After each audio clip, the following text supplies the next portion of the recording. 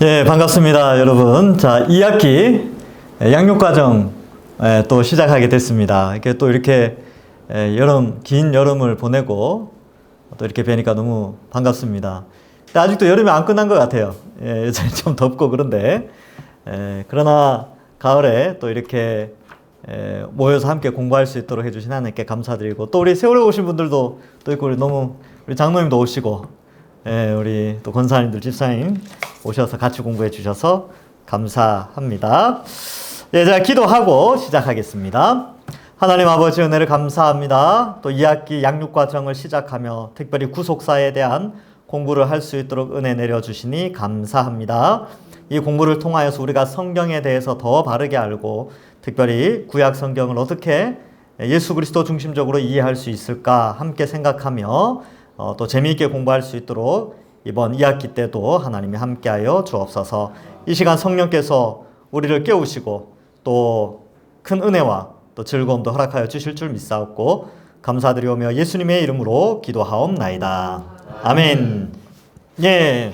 자, 오늘부터는 이제 하나님 나라는 지난 1학기 때 끝냈고요. 구속사, 구원 계시의 발전사, 혹은 하나님의 구원의 역사, 이렇게 표현할 수 있는데, 사실 이 주 교재는 이 주 교재는 책을 요약한 겁니다. 그 책은 요 책이에요. 옛날에 나온 책인데, 구원 계시의 발전사라고 해서 W.A. 벤 게메렌 이렇게 돼 있어요. 그래서 유명한 구약 신학자 교수님이신데, 그분이 쓴 책을 기본으로 해서 우리가 구약 성경 읽을 때 그 이제 좀 지평을 좀 넓혀 가게 되는 거죠. 오늘 이제 수요 예배 때도 우리 김태용 목사님이 창세기 설교를 하셨는데 다 연결되어져 있습니다. 그래서 한번 살펴보도록 하고요. 31페이지 보시면 이제 주 교재에 대한 설명과 서론에서 7가지를 설명하고 있어요. 구속사를 하기 전에 우리가 성경을 어떻게 이해하고 접근할 것인가, 여러분들이 이 성경 66권 통합된 이 성경책을 들고 있는데, 여러분 이거를 읽을 때에 어떤 식으로 접근을 해야 바르게 해석하는 것인가에 대한 7가지 어쩌면 좀 규칙 같은 것을 알려주고 있습니다. 자, 그래서 우리 하나씩 한번 읽어보겠습니다. 우리 첫째 같이 읽어볼까요? 시작. 성경에 나오는 고대 사건이 현대의 그리스도인과 깊은 상관성이 있음을 이야기한다. 예, 자, 여러분 이 성경에 나오는 고대 사건들, 2000년 전, 짧게는 2000년 전, 멀게는 그죠, 6000년, 6000년, 성경 역사로 한 6000년 되고, 5000년, 4000년 전에 그 모든 사건들은 오늘날 우리와 무관하지 않아요. 예. 그래서 역사를 배우는 목적이 거기에 있는 것이죠. 역사를 보면 현재를 바라볼 수 있어요. 자, 그래서 둘째는, 그러니까 이 고대 사건을 가지고 이거 옛날 이야기니까 나랑 상관이 없어, 이렇게 성경을 보시면 안 된다는 거예요.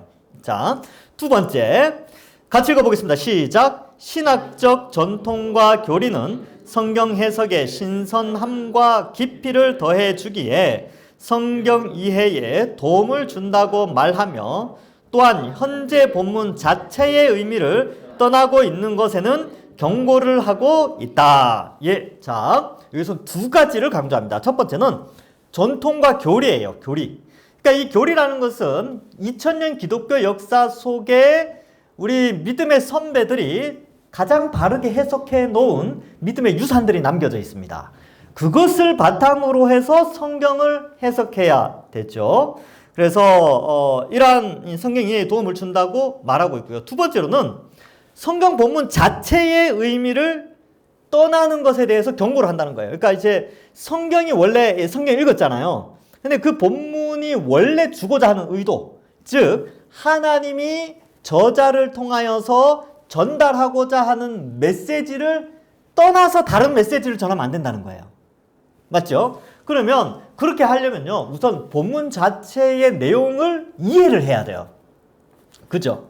그러니까 우리가 성경을 이해할 때 이 성경은 이런 걸 거야 하고 넘어가면서 성경의 내용을 아는 것이 중요한 게 아니고 우리의 삶이 중요하지 라고 이야기해버리는 것은 너무나 한쪽 부분으로 치우쳐져 버린 그런 것이죠. 그래서 올바른 성경 해석이 올바른 적용을 가져다 주는 것입니다. 자, 셋째로 시작.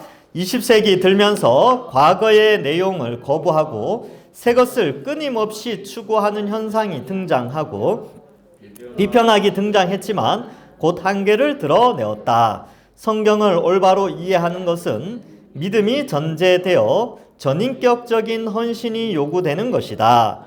믿음을 전제로 하여 과거 교리와 그리스도의 십자가를 통한 구약 연구가 필요함을 역설하고 있다. 예, 자, 거기 줄을 연필 있으신 분들은 그 줄 쳐놓으세요. 마지막 부분에 과거 교리와 그리스도의 십자가를 통한 구약 연구가 필요함. 이게 아주 중요합니다.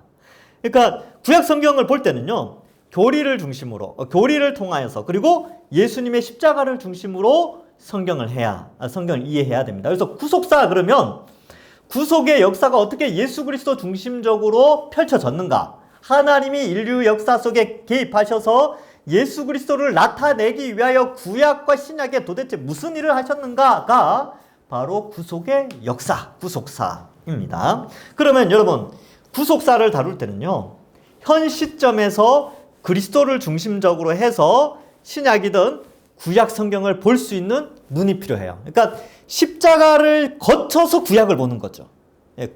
십자가 없는 구약이 아니라 예수 그리스도의 십자가를 딱 알고 나서 구약 성경을 봐야 돼요. 그래서 제가 구약 성경을 설교하기 전에 사실 신약 성경을 굉장히 많이 설교하려고 해요. 왜냐하면 신약을 잘 이해해서 구약을 넘어가야 구약 본문의 본래 의미를 잘 이해할 수 있다니까요. 자, 그래서 이런 게 좀 필요하고요. 넷째로 신구약의 연관성에 대해서는 구약의 전적 부족, 마르션, 구약의 상대적 부족, 루터 속에 칼빈의 신구약 성경의 연속성과 역동성을 설명한다.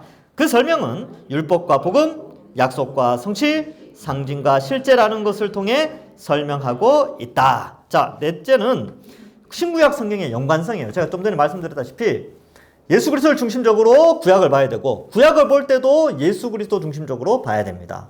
그래서 신구약 성경이 서로 연결되어 있죠. 그리고 구약에 나타난 율법은 신약의 복음으로 성취가 되어지죠. 그래서 예수님이 산상수훈에서 말씀해 주신 것 있잖아요. 그 모든 것이 구약의 율법에 대한 복음적 해석이에요. 자, 그 다음에 약속과 성취. 구약 성경 때 하나님 약속해 주셨죠. 메시아 보내주겠다. 그리고 그죠? 오늘 이제 수요 예배 때 그 이삭을 통하여서 모든 민족이 복받게 해주겠다. 이 모든 게 다 예수 그리스도를 통하여 성취가 되어집니다. 약속은 그렇게 하셨죠. 성취는 예수님을 통해서 성취가 되어진 신약과 연결되어 있습니다. 상징과 실제. 여러분 상징적인 것들이 많이 있죠. 예를 들어서 제사 제도에 나타난 모든 그 제사들이 예수 그리스도의 십자가 희생 제물과 관련되어 있습니다. 그렇죠? 그래서 구약의 제사를 알아야 예수님의 죽으심의 의미를 더 깊이 알 수 있게 되죠. 그래서 상징과 실제는 예수 그리스도를 통하여 성취가 되어지죠. 그러니까 예수님의 십자가 이후에 더 이상 구약의 제물 제사는 필요 없어졌어요. 그래서 무슨 일이 일어났냐면 하나님이 AD 70년에 티투스 장군을 통하여서 예루살렘 성전을 다 불태워버립니다. 제단 다 없애버렸어요. 근데 역사 기록에 보면 티투스가 역사를 굉장히 사랑하는 사람이에요. 이렇게 타민족의 문화를 존중하는 사람인데, 진실인지 아닌지 모르겠지만 제가 옛날에 BBC 다큐멘터리 봤을 때 그랬어요. 티투스는 예루살렘 성전을 보존하고 싶었대요. 근데 이미 그가 입성을 이제 전투를 딱 하고 이제 딱 들어가서 봤는데 이미 성전이 막 불타고 있는 거죠.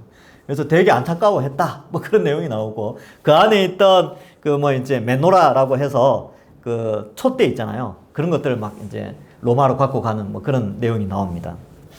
자, 어쨌든 상징과 실제, 예수 그리스도를 통해서 실제가 다 성취됐기 때문에 구약의 상징적인 요소들은 더 이상 필요가 없습니다. 자, 다섯째, 같이 읽어보겠습니다. 시작. 신구약의 중심 주제를 살피는 것에는 그리스도 중심의 구속 역사의 점진성을 고려한 연구가 필요하다. 구속사적 연구를 통해 구약과 신약을 연구하는 것이다. 자, 이건 무슨 말이냐 하면 여러분 이 구원 계시 구속사는 하나님이 점점 더욱더 점진적으로 예수 그리스도를 향하여서 많은 내용들 또 더 은혜로운 내용들을 많이 가르쳐 주고 있습니다. 그래서 예, 창조, 그 다음에 예수님, 그리고 재림, 그리고 영원한 하나님 나라. 이렇게 인류의 역사가 이렇게 나눠지거든요.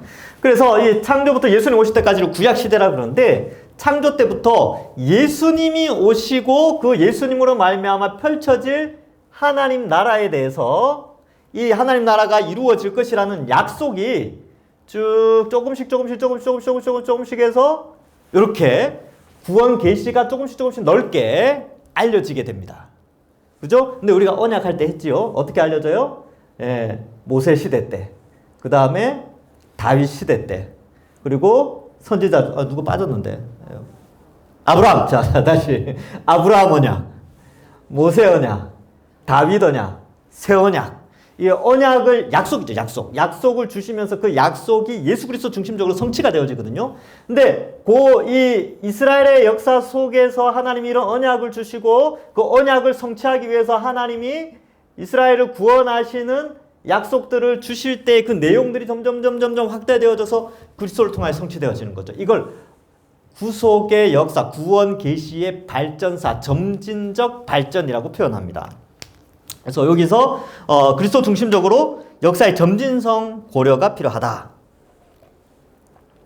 뭐 그런 내용이에요. 이거 뭐 지금은 다 이해 못하도 상관없습니다. 아, 이런 게 있구나, 이렇게 하시면 돼요. 여섯째, 읽어보겠습니다. 시작. 성경 해석의 요소로는 믿음을 통한 역사 문법적 분석이 필요하다. 이 분석은 성령의 가르침을 통해 연구를 하고 분석과 종합을 통해 성경 자체 사상의 구조를 찾아내어야 하는 것이다. 또한 문학적, 정경적, 구속사적 흐름 파악을 통해 성경의 뜻을 분별해 나간다.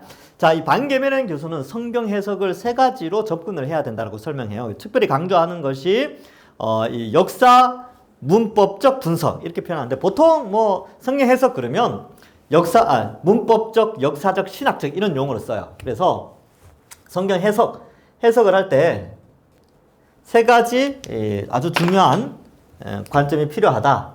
첫 번째는 문법적으로 해석해야 된다. 두 번째는 역사적 배경을 통하여서 해야 된다. 세 번째로는 신학적으로 해야 된다. 이렇게 표현을 하는데, 반게메렌 이 교수는 문법적으로 하고 요거를 정경적이라는 표현을 씁니다. 정경적.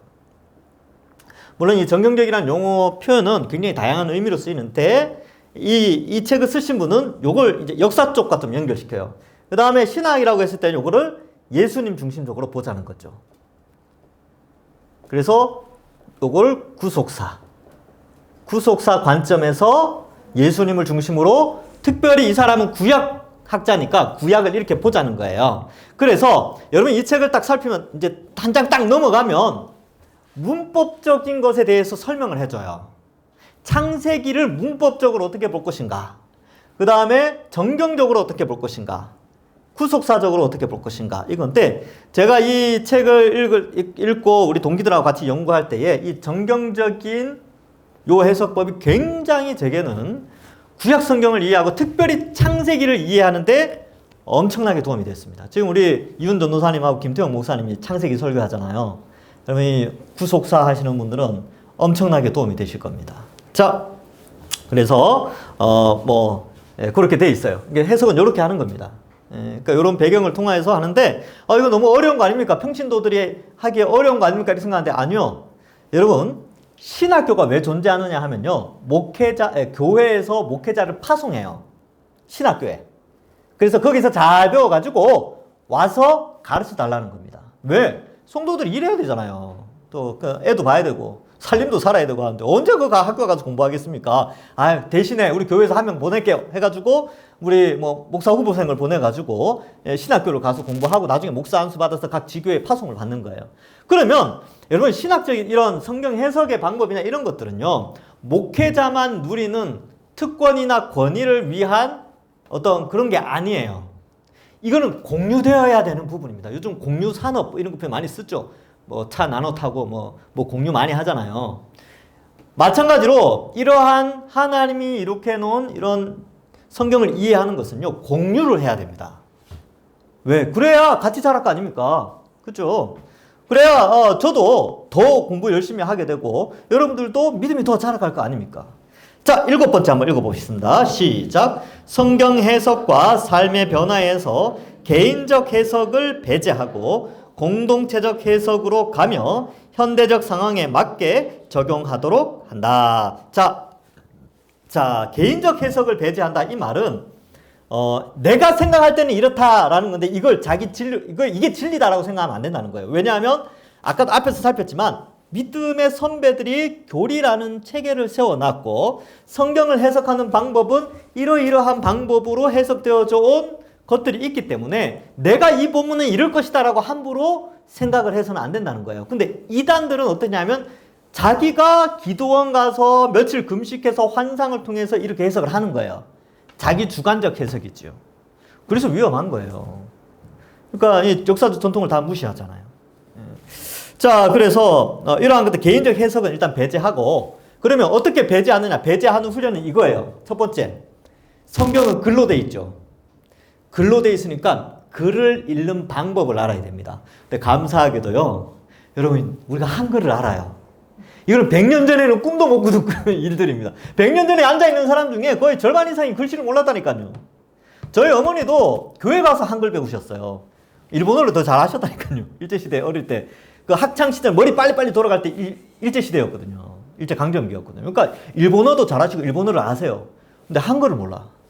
그리고 먹고 살기 바쁘시니까 뭐 또 전쟁 터지고 그러니까 한글 배울 기회가 없었어요. 그래서 나중에 이제 몸이 아프셔가지고 교회를 나가셨는데 그때 찬송가를 너무 부르고 싶은데 한글을 모르시는 거예요. 그래서 그때 한글 배우셨어요. 교회에서. 지금은 다 한글 알잖아요. 근데 그래서 가능한 게 이 문법적 해석이라는 걸 할 수가 있어요.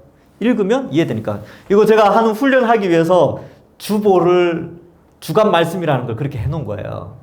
문단을 나누고. 그죠? 나눈 문단을 한번 요약해보고 또 알게 된 거 한번 써보고 하는 게 그게 문법적인 거예요. 어려운 거 아니에요. 말이 어렵죠. 말이. 문법적, 제가 할 수 있을까요? 이렇게 생각하는데 한글만 알면 다 할 수 있어요. 예. 자, 그게 문법적이고 그러나 이제 또 우리 믿음의 선배들이 연구해 놓은 것들을 좀 참고하는 것이 더 도움이 되겠죠. 자, 그 다음에 공동체적 해석, 교회가 해석해 놓은 것대로 따라가면 된다 이런 뜻입니다. 자, 이제 넘어가 봅시다. 자, 본격적으로 구약 성경 창세기 한번 배워봅시다. 여러분, 이 구원계시의 발전사라고 되어 있는데 이 책 한 권 자체가 창세기입니다. 예, 그리고 이게 창세기 이후의 내용이죠. 아주 얇아요. 창세기가 이렇게 두껍습니다. 뭘 의미하는지 알겠죠? 창세기가 너무너무 중요합니다.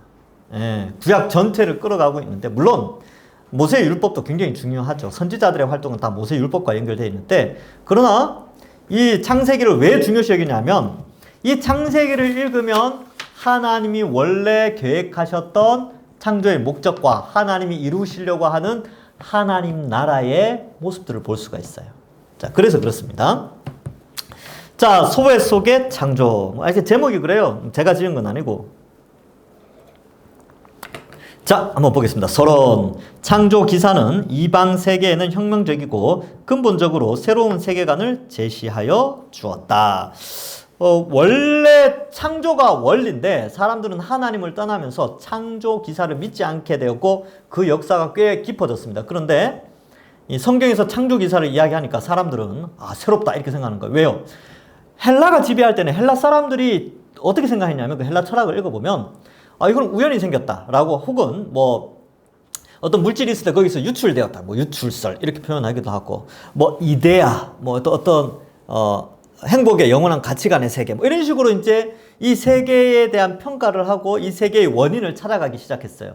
과학이 발전하면서 18세기 이후에는 진화론이 거의 이제 지배를 하게 돼요. 지금 시대는 진화론이 지배하는 시대예요. 예. 과학이라고 하지만 사실은 과학 종교죠. 과학 종교로 진화론을 믿는 것이죠. 그래서 하여튼 이러한 세계관인데 그러한 가운데 창조기사 이야기하면 사람들은 우와 새롭다 그런데 원래 그런 건데 이제 워낙 하나님을 떠나 있으니까 창조기사가 새롭게 여겨지는 거겠죠. 혁명적이고 뭐 이렇게 여겨지는 겁니다. 2번 창조주이신 구속주를 믿는 믿음에 동그라미 치세요. 믿음은 또한 우리의 경험 세계와 피조 세계가 연속성을 가지는 것도 사실이지만 근본적으로 다른 것이라고 고백하고 있다. 믿음은 경험 세계와 피조 세계와 다른 것이다. 이렇게 이제 표현하는 거예요. 맞잖아요. 여러분, 우리 예수 믿는 사람 믿음을 가지고 불신자들하고 이야기해 보십시오. 다르죠. 생각이 완전히 다르다니까요. 네, 완전히 달라요. 세계를 바라보는 눈도 다릅니다.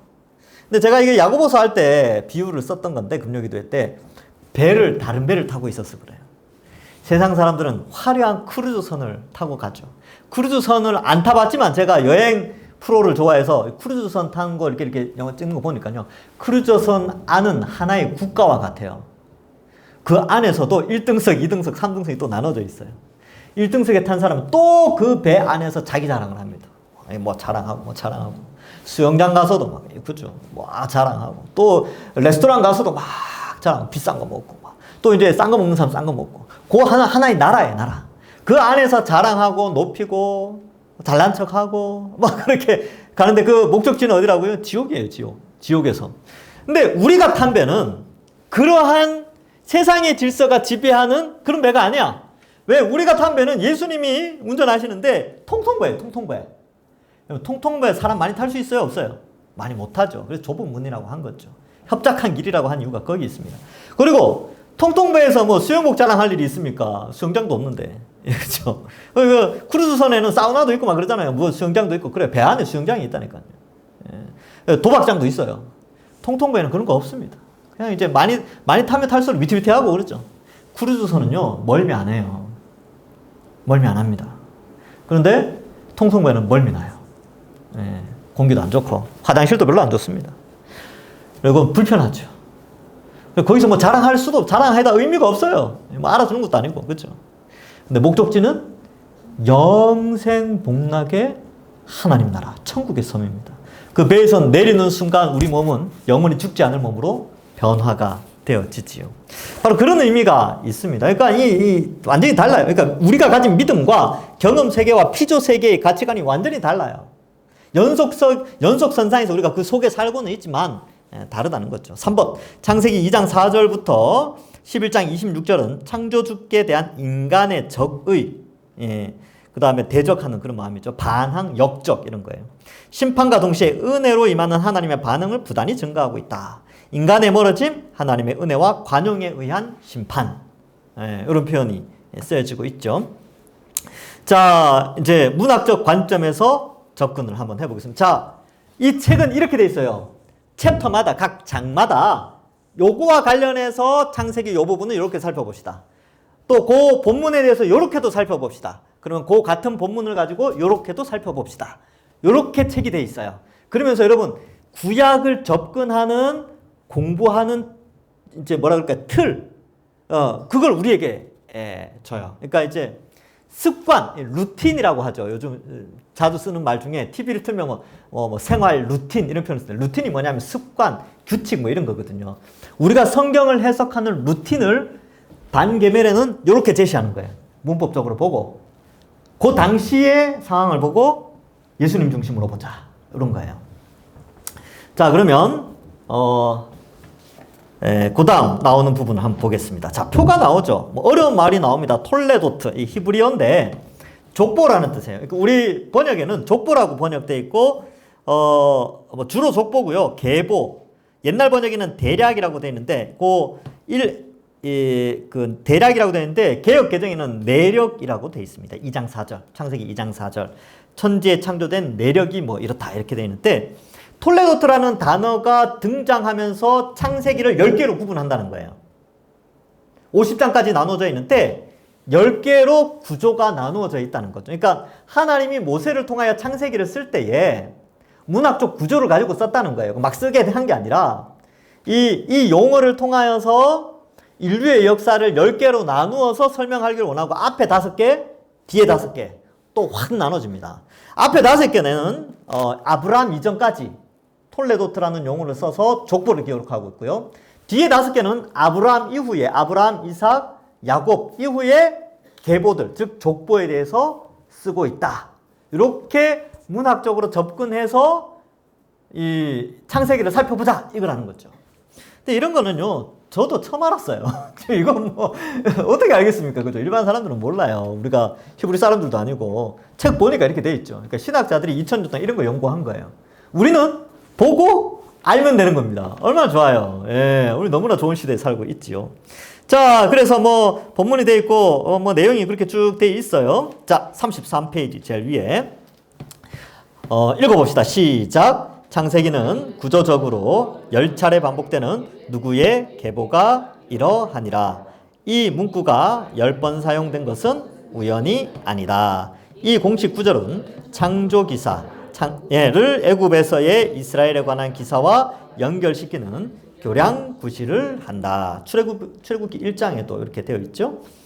누구의 계보가 이러하니라. 출애굽기 1장에도 톨레도트 이런 개념이 쓰여지고 있습니다. 누구의 계보가 이러하니라는 구절은 아담에서 아브라함까지 5번, 아브라함에서 애굽에 이스라엘까지 5번 나타나서 대칭 구조를 형성한다. 창세기 2장 4절부터 11장 26절의 중심은 긴 홍수 이야기와 홍수 이전과 이후의 사악함에도 불구하고 창조주께서 그의 피조 세계의 신실한 확증, 그리고 창조 세계와의 언약이다. 이렇게 되어 있죠. 여러분, 창세기는 크게 두 개로 나눠서요.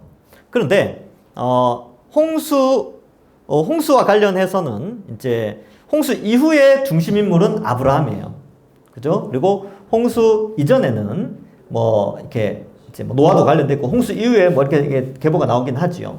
그래서 이 홍수가 이제 아브라함이 어디에 등장하느냐면 11장 후반부에 등장합니다. 그러니까 1장부터 11장까지는 하나님이 전 인류를 대상으로 이제 하나님 나라 구속의 역사를 이끌어가요. 그런데 11장 후반부 아브라함이 딱 등장하면서 12장부터는 이제 아브라함 중심으로 하나님이 구속의 역사를 이끌어가기 때문에 대변혁이 일어난 거예요. 아브라함을 통하여서. 즉 과거에는 전체를 상대로 했는데 전체를 상대로 하나님이 은혜와 구원을 이루어 가려고 하셨는데 이제는 한 사람을 통하여 전체를 구원하고자 하는 계획으로 바뀝니다. 그래서 그게 이 두 개를 나누는 아주 큰 기준이 있죠. 근데 이 아브라함을 통하여서 너로 말미암아 온 민족이 뭐 복을 받게 해주겠다 돼 있잖아요. 근데 이게 하나의 상징인 게 하나님은 소수를 통하여 다수를 구원해요. 소돔과 고모라 10명만 있었으면 그 성 전체가 구원받죠. 그리고 이러한 원리가 이제 예수 그리스도를 통하여서 예수님 한 분으로 예수 믿는 전 인류가 구원받죠. 요나 한 사람으로 12만 명이 회개하는 역사가 일어나요. 그러니까 소수를 통하여 다수를 구원하는 방식인데 이 창세기의 이 구조 속에서 그걸 좀 찾아볼 수 있습니다. 그래서 아브라함의 등장 전후가 확연히 다르다. 창세기는. 그래서 중요합니다. 재밌는 게 뭐 우리 김태형 목사님하고 이훈 전도사님이 의도했는지 모르겠는데 이훈 전도사님이 창세기 1장부터 하더라고요. 김태형 목사님이 창세기 12장부터 했어요. 설교. 의도를 가지고 했는지 모르겠지만 하여튼 잘한 것 같아요. 저는 재밌게 듣고 있습니다. 예. 자, 그러면 두 계보의 의미 한번 볼까요? 두 계보 그러면 이제 앞에 5개, 뒤에 5개예요. 자, 아담과 아브람, 에덴 동산과 가나안. 이렇게 대조가 이루어진다는 거죠. 에덴 동산과 가나안. 그리고 옛인류와 새인류. 새인류라는 것은 노아 이후에 아브라함부터의 새인류죠. 간의 연결고리를 형성한다. 그다음에 이 두 계보는 개인 경건의 모범을 보여준다. 그래서 에녹, 노아, 라멕 이런 사람들이 있지요. 라멕은 종류가 두 사람이 나쁜 사람이 있고 착한 사람이 있어요. 이름은 똑같은데. 자, 이 계보는 축복의 갱신을 전개해 나간다. 아담의 후예들에 의해 인류의 새 조상으로 선택되었다. 셈이 나오죠. 셈은 가인과 아벨 가운데 아벨이 죽고 나서 하나님이 이제 새로운 그러니까 예수 그리스도가 올 수 있는 조상을 또 선택을 해야 되잖아요. 하나님 입장에서는. 왜냐하면 아벨이 의인이었는데 아벨이 죽었기 때문에 새로운 예수 그리스도가 올 구원자, 메시아, 하나님이 인간의 몸으로 올 한 사람을 택하는데 그 사람이 누구냐면 셈을 택했다는 거예요. 셈. 많은 자녀들이 있었어요. 가인과 아벨만 있었던 거 아니에요. 그래서 여러 자녀들이 있었는데 성경이 그 모든 사람 어떻게 다 적어요. 여러분 아담과 하와가 거의 1000년을 살았잖아요. 자식은 몇 명 낳았을까요? 무지하게 낳았겠죠. 근데 그 성경이 언제 다 적어요? 필요한 사람만 딱 적으면 돼. 그렇죠? 그러니까 이 가인이 제가 그 아벨 죽여가지고 어디로 도망하는데 다른 사람이 저 해치면 어떡합니까? 라고 할 때 그 다른 사람은 아담과 하와의 후손이에요. 자기 형제들이죠. 자, 그렇게 이해하시면 됩니다. 여러분, 이 성경에 없다고 없는 게 아니에요. 여러분, 이순신 장군이 난중일기에 화장실 간 거 안 썼어요. 근데 화장실 안 갔을까요? 화장실 가셨겠죠. 예. 안 썼다고 안 갔다라고 하는 건 정말 어리석은 일입니다. 예. 그리고 이순신 장군이 난중일기 쓸 때 밥 먹은 거 다 안 썼어요. 근데 우리는 어떻게 유추할 수 있어요? 식사하셨다. 밥 먹었다. 왜요? 난중일기 안 썼는데 안 썼으니까 없는 일이야. 이렇게 할 수 없죠. 그러니까 아담과 하와가 자녀를 낳았을 거 아닙니까? 가인과 아벨만 낳은 게 아니고 셋만 낳은 게 아니라니까요. 셋이죠. 셋만 낳은 게 아니라니까요. 그리고 나중에 그 노아의 후손 셈, 여기 셈과 셋 제가 헷갈렸습니다. 예. 그러니까 이 아담과 하와에게서 셋을 이제 선택하시고 또 노아의 후손에서 셈을 선택하시는 그런 이유들은요. 예수 그리스도를 준비시키는 하나님의 선택입니다. 선택. 그런 개념으로 좀 이해하시면 되고, 자, 그 다음에 축복을 받았죠. 예, 셈은 노아의 아들. 이는 데라의 아들 아브라함에게서 확증되죠. 자, 봐요. 아담. 그 다음 원래는 아벨이었는데 아벨이 죽었으니까 셋. 그 다음에 셋의 후손에서 어때요? 노아. 그리고 노아의 후손에서 셈. 셈의 후손에서 아브라함. 이런 형태로 하나님이 계보를 이어가시면서 축복을 해 주십니다. 그래서 거기에 보면 여러분 다시 왼쪽 표에 보세요. 하나님의 선택된 이 톨레도트라는 단어가 나올 때마다 특별한 사람이 등장하는데 2번에 보면 아담 자손의 계보가 이러하니라. 3번 노아의 사적이라고 되는데 우리 개혁 옛날 이거는 개혁 한글판을 제가 옮겨온 거고 개혁 개정판에는 노아의 족보라고 돼 있어요. 그 다음에 4번에도 노아의 아들 셈과 함과 야벳의 후예라고 되는데 후예가 아니고 족보라고 되어 있어요. 그 다음에 셈의 족보라고 되어 있죠. 후예. 그러니까 여기 보면 아담, 노아, 셈 특정한 사람들이 등장할 때마다 톨레도트라는 단어를 쓰면서 하나님의 선택의 은혜 이걸 설명하고 있는 것이죠. 그래서 이건 이제 문법적으로 성경을 이렇게 보는 재미가 있다는 것이죠. 자, 그 다음 창세기 2장부터 11장 26절에 나타난 톨레도트 단원들은 하나님께서 아브라함에게 주실 약속, 언약의 기초석을 놓고 있다. 자, 2번 33페이지 밑에서 7번째 줄 창조와 아브라함의 연결 이렇게 되어 있죠.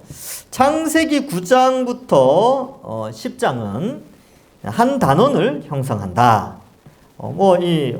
이 홍수와 관련되어 있죠. 아담과 하와의 타락 이야기 창세기 3장은 홍수 열국의 분산 11장 바벨탑 사건이에요.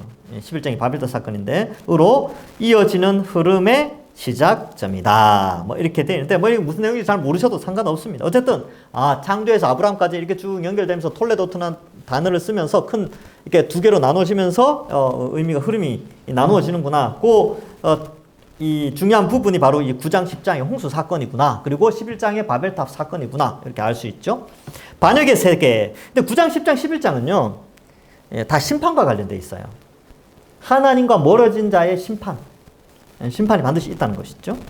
자, 반역의 세계. 처음 창조와 끝 바벨탑이 대조가 되고 있다는 사실은 창조 세계에 뭔가 근본적으로 잘못된 것이 일어났다는 것을 가리키고 있다. 인간들은 하나님께 성별되지 못하였고 오히려 하나님으로부터 점점 멀어져만 갔다. 여러분 중간에 홍수 사건도 나오는데 이 창세기 하면 정말 재밌어요. 이 홍수 전에는 계절이 없었어요. 계절에 대한 묘사가 없습니다.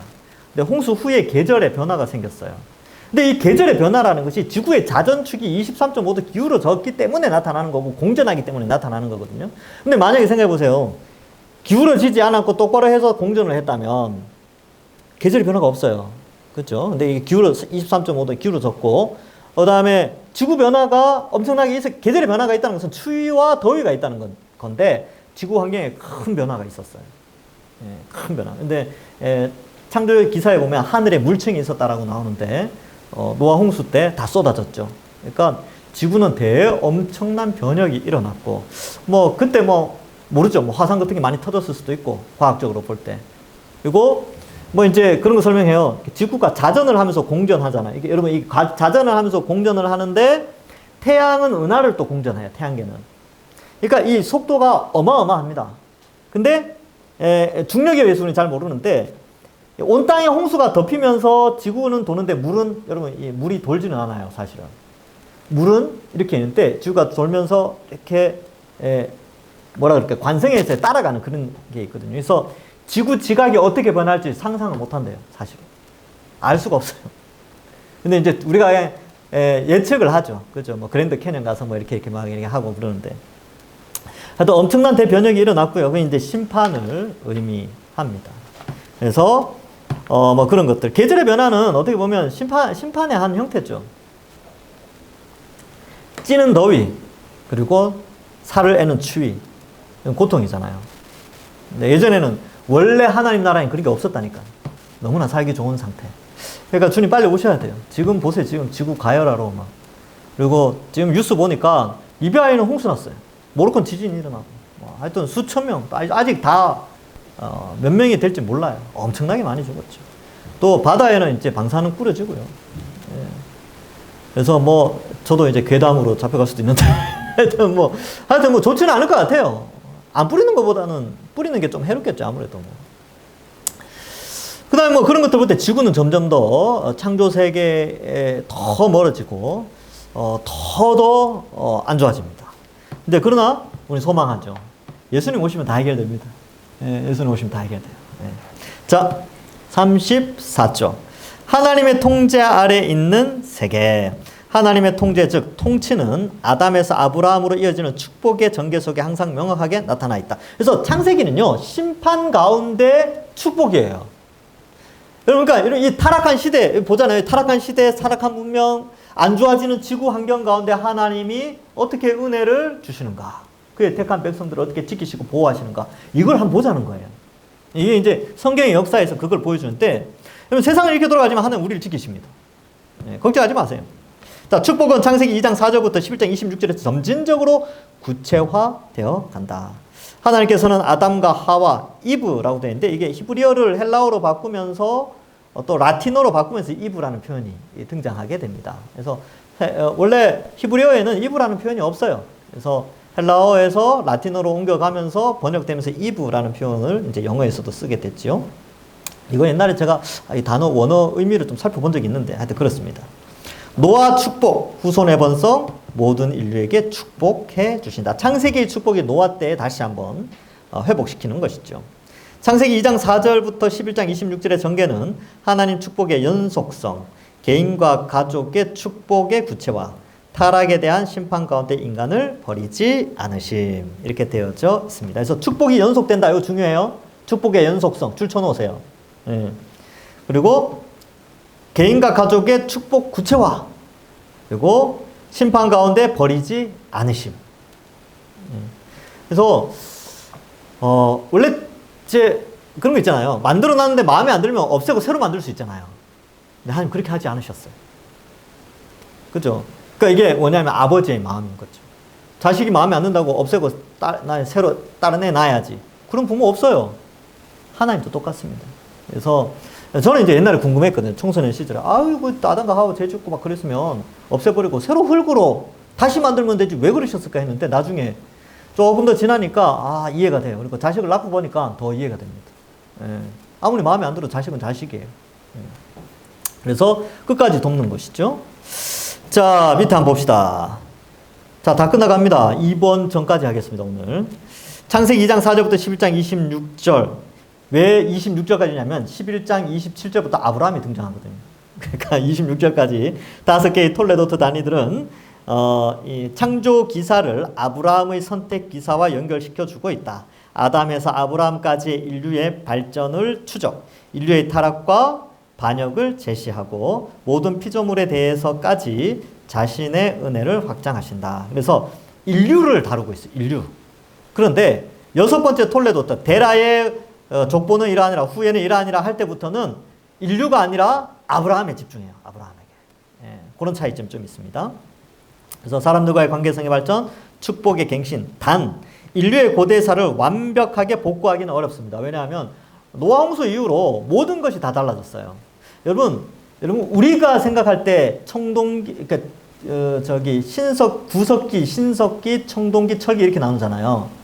근데 여러분 구약성 읽어보셨어요? 읽어보시면 청동기, 석기, 청동기, 철기 한꺼번에 나와요. 한 시대에 나옵니다. 뭐 두발가인 뭐 이런 사람 나오잖아요. 그러니까 노아 홍수 전에 이런 문명이 이미 많이 발전돼 있었어요. 근데 노아의 후손들이 이제 셈, 함, 야벳이 흩어지면서 이제 다시 옛날로 이렇게 문명이 많이 사라졌잖아요. 완전히 사라졌으니까 새 문명을 형성해 나가는 것이죠. 자, 한번 보겠습니다. 그다음 볼까요? 예, 충분히 제시하고 있지 않죠? 예. 그래서 이것도 아까하고 똑같아요. 창세기 이거 모든 걸 다 기록할 수는 없어요. 빠뜨릴 건 다 빠뜨렸고, 뭐, 그래요. 그리고, 뭐, 인류 역사를 정확하게 계산하면 한 6천 몇 년 된다라고 하는데, 어떤 사람은 아니다, 몇 명 빠졌으면, 한 몇백 년 차이도 날 수도 있다, 뭐 이렇게 이야기하는데, 그게 뭐가 중요합니까? 어쨌든 6천 년 가까이 됐다, 이렇게 생각하면 되지요. 예. 그 1년, 2년 어떻게 맞춥니까? 그죠? 자, 어쨌든, 이 성경 기록은 꼭 하나님이 필요한 것만, 특별히 예수 그리스도와 관련된 내용들만 성경이 기록했다. 결론! 주께서는 톨레도트 구조를 통해서 이스라엘에게 인류의 단일성, 인류의 반역적 본질, 민족들과 언어들이 생기게 된 경위를 계시해 주셨다. 그리고 인류에 대하여 자신의 신실함을 보여주기 위한 도구로 노아와 아브라함을 선택하시게 된 배경을 계시하셨다. 오늘은 여기까지 하겠습니다. 여러분 다음 주 반드시 나와야 됩니다. 왜 그러냐면 제가 이 책에서 가장 크게 배웠던 게 바로 이 정경적 관점. 이 관점을 통해서 구약 성경을 읽는 훈련을 했는데 이게 탁월해요. 그래서 이제 이 관점이 너무 중요합니다. 하나의 힌트를 드린다면 여러분 저희 창세기 누가 썼습니까? 모세가 썼죠. 어디서 썼겠어요? 장소. 광야에서 썼겠죠. 광야에서. 근데 광야에서 있는 사람들이 누구였어요? 이스라엘 사람들 아닙니까? 이스라엘 사람들 어디 있다 나왔어요? 이집트에서, 애굽에서 나왔죠. 애굽은요, 모든 피조물을 신으로 섬기는 나라입니다. 그죠? 개구리 신, 파리 신, 무슨 신. 하여튼 온갖 잡신을 다 섬겨요. 태양신, 달신도 섬기고요. 그런데 창세기 1장에 뭐라 그래요? 그거 너희를 구원한 하나님이 다 만들었다. 이게 뭐냐 하면 정경적 관점, 즉 창세기 1차 독자 관점에서 창세기를 해석해보자는 거죠. 창세기 1장을 해석할 때 출애굽 세대는 그 1장을 받고 어떤 충격을 받았을까? 엄청난 충격을 받았겠죠. 왜냐하면 400년 동안 애굽에 있었기 때문에 그게 전부인 줄 알았어요. 지식은 애굽의 지식이 전부예요. 그런데 어느 날 갑자기 모세라는 사람이 나와가지고 딱 구출해서 하는데, 야, 우리를 구원하신 분이 하나님인데 세상에 우리가 400년 동안 알고 있던 신들이, 400년까지는 아니지만 우리가 알고 있던 그 애굽의 신들이 만들어진 거래. 패러다임의 전환이 있죠. 이렇게 성경을 해석하는 접근이 뭐냐 하면 정경적 접근입니다. 재밌겠죠? 재밌을 거 아닙니까? 재밌어요. 구약성경이 그렇게 재밌다니까요. 그래서 이 관점으로 성경을 보면 여러분 성경이 더 재밌고 더 이해가 되어지고 믿음이 더 자랍니다. 그리고 뭐 이런 거 예전에 이게 진짜일까 이렇게 되는데 확실하게 믿어져요. 요거가 이제 다음 주에 하는 건 다음 주에 안 나오면 본인 손해입니다.